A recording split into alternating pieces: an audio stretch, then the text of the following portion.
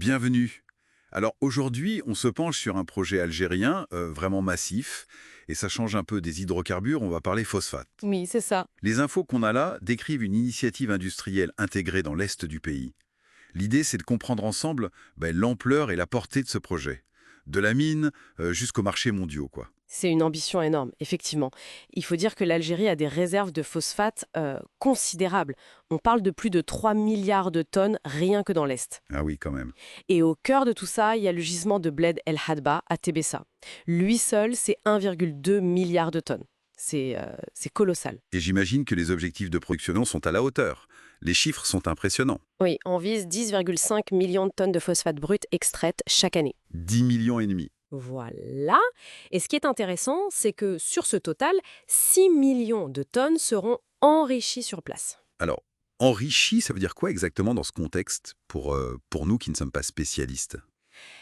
Ben, ça signifie qu'on augmente la concentration en P2, O5, en gros la partie vraiment utile du phosphate.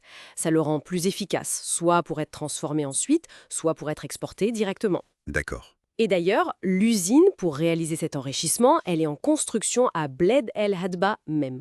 Mais bon, là où ça devient vraiment structurant, c'est la suite de la chaîne. Justement, cette chaîne de valeur intégrée, expliquez-nous un peu comment ça s'articule, comment tout ça est connecté. Alors, il y a deux grandes étapes si on veut. L'amont, c'est à Tébessa, hein. On extrait et on enrichit ce phosphate. OK. Ensuite, il y a l'aval.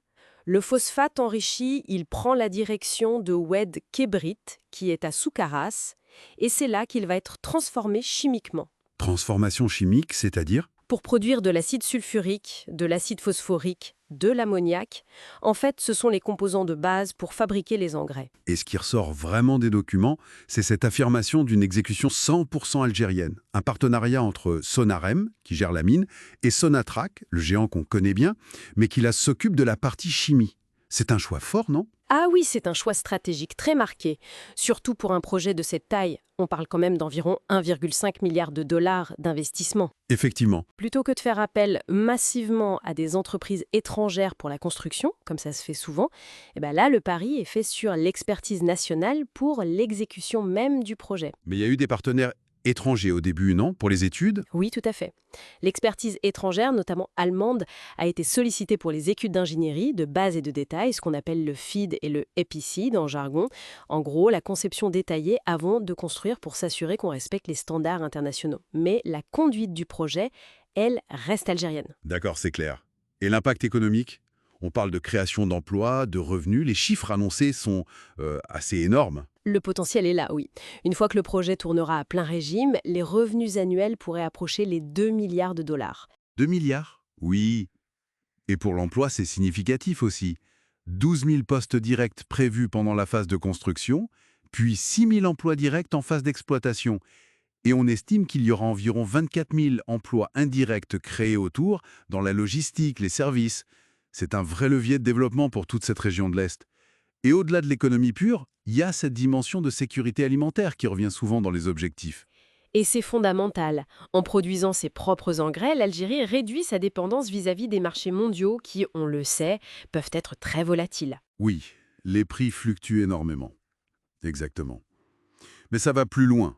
Assurer un approvisionnement stable et, on l'espère, abordable en engrais pour les agriculteurs algériens, c'est un soutien direct pour augmenter les rendements agricoles. Ça s'inscrit pile dans la stratégie d'autosuffisance alimentaire du pays. C'est vraiment stratégique.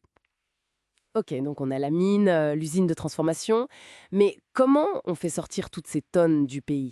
L'export, ça doit être un sacré défi logistique. Tout à fait.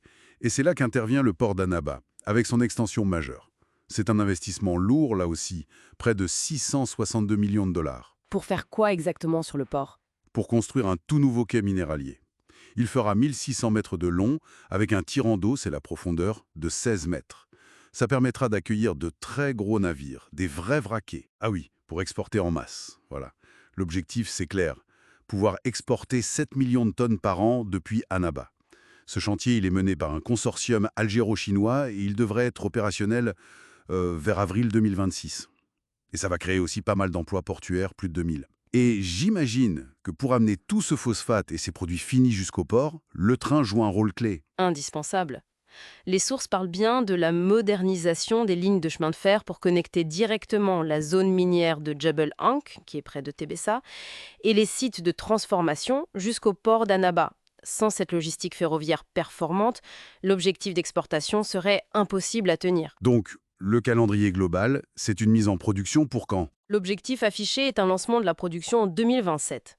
D'accord, donc si on récapitule, une mine géante, un complexe chimique intégré juste à côté, un port agrandi, modernisé, tout ça relié par le rail et piloté en grande partie par des entreprises algériennes.